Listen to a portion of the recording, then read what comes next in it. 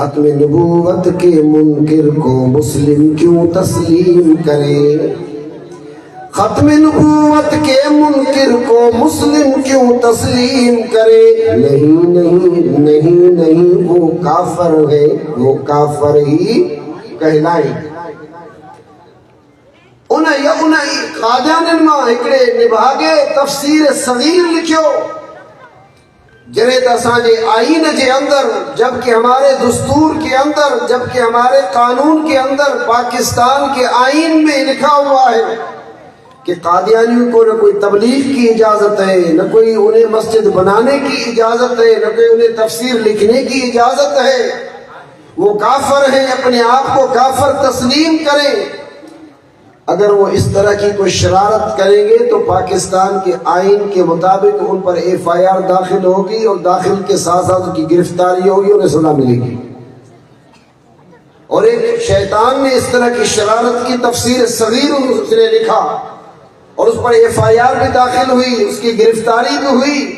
اور یہ 2-3-4 سال کے بعد جب یہ خاسر عیسیٰ چیف جسٹس کے منصب پر آیا، تو میں کہتا ہوں کہ اس طرح کے بندوں کو ہمارے پاکستان کے کسی بھی کلیدی عہدے پر رکھنا یہ بھی آئین کی خلاف ورزی ہے، اور یہ پاکستان کی قانون کی خلاف ورزی ہے۔ تو اس لیے اس وقت تو پاکستان کے تمام ان عاشقان رسول کا مطالبہ ہے کہ چیف جسٹس کو اپنے عہدے سے، زور سے بولو، چیف جسٹس کو اپنے عہدے سے استعفیٰ دینے چاہیے، ورنہ یہ ہمارے جو موجودہ پہلے نگران تھے، اب یہ نگران آ گئے، ان کو چاہیے کہ ان کو ہٹائے، کیونکہ اس نے اتنی بڑی شرارت کی بنیاد رکھی ہے کہ اس نے فتویٰ دیا ہے کہ یہاں پر قادیانیوں کو تبلیغ کی اور تفسیر لکھنے کی اجازت ہے۔ یہ نہیں ہو سکتا، یہ کیسے ہو سکتا ہے یار؟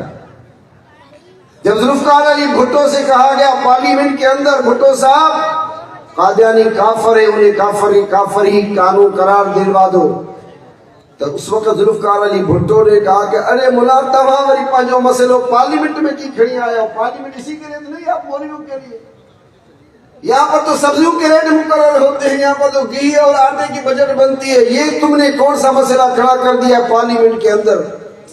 تو ہمارے اکابرین نے اس وقت کہا تھا کہ ذوالفقار علی بھٹو صاحب تم وزیر اعظم ہو نا؟ ہاں جی میں وزیر اعظم ہوں۔ تو ہمارے اکابرین نے، ہمارے بزرگان نے کہا کہ چلو آپ بھی وزیر اعظم ہیں تو ہم بھی آج وزیر اعظم کا اعلان کرتے ہیں۔ مفتی محمود نے کہا کہ میں وزیر اعظم ہوں، علامہ شاہ احمد نورانی نے کہا میں وزیر اعظم کا اعلان کرتا ہوں، پروفیسر غفور نے کہا کہ میں وزیر اعظم کا اعلان کرتا ہوں۔ تو ذوالفقار علی بھٹو نے کہا کہ یہ کیسے ہو سکتا ہے کہ ایک ملک کے اندر 4 وزیر اعظم؟ اس نے کہا کہ تمہیں اپنی بات سمجھ میں آ رہی ہے؟ اس لیے کہ تمہیں لوگوں نے منتخب کیا ہے اس وزارت عظمیٰ کے لیے۔